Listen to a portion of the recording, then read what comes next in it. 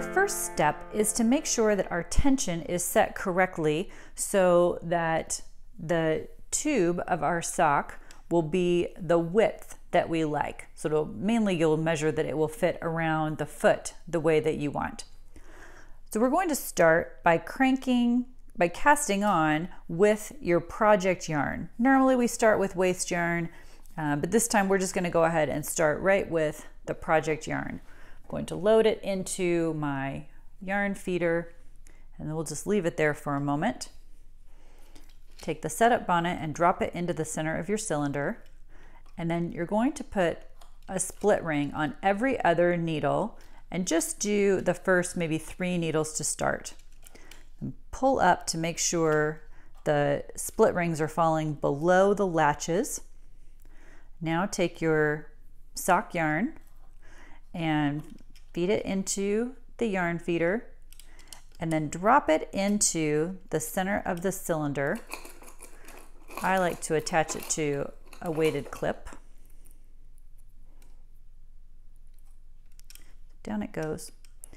And then you want to make sure that your latches are open and your yarn is coming in right on the side of where your first split ring is over the needle.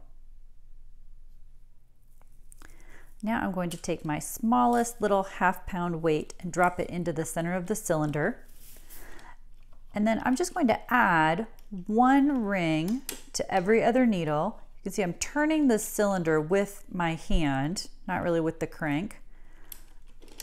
I'm just adding a ring to every other needle as it comes up from under the V-cam. And make sure the needles in between that don't have split rings, make sure those latches are pushed down and open.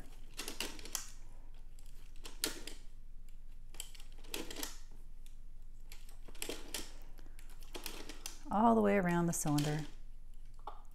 Once I'm all the way around, I'm going to lift out my tiny weight. Now note, I always pull down on the bottom when I lift out a weight so it doesn't pull stitches off the needles. I'm going to replace it with my 1.5 pound weight and just crank a few rows. You can see my tension was too tight and I had a stitch that didn't knit here. It's easy to repair. Simply pull the needle forward so I can then get my loom tool down under the bottom stitch and lift it up and over the back.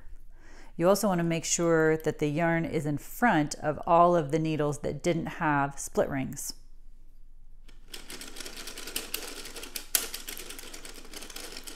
I'm going to crank a few more rows just to make sure everything is set up like I'd like.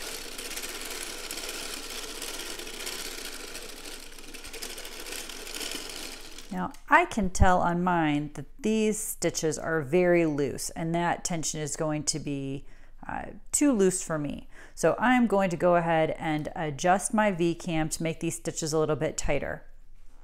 To adjust my tension, I'm going to loosen the side knob, and then I want it to be a little bit tighter, so I'm going to take the top knob and go clockwise a couple of times.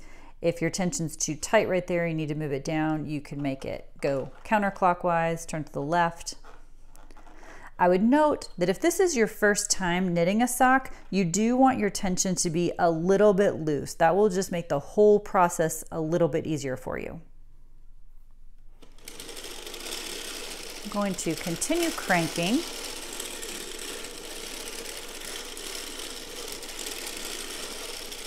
I can see now that those stitches are a little bit tighter than they were. Can you see that fabric has fewer gaps in these last couple of rows? That's what I want. I also want to make sure that I always have virtually no tension on my yarn. You'll see that I'm pulling it out with my hand, but then I'm not holding it as I'm putting it back. You want just a lot of slack. So now I'm sure that my yarn is established. You know, I'm set up from my cast on. I'm having nice even knits. So now I'm going to turn on my row counter. I'm going to push the button on the left to turn it on, and then hold down the button on the right to reset. And we're going to crank 50 rows. So again, we're trying to make a little bit of a swatch, a little section, so that we can measure and see if the tube is the size that we want, and then we'll be able to calculate how many foot rows we'll need. So crank 50 rows and then do not cut your yarn.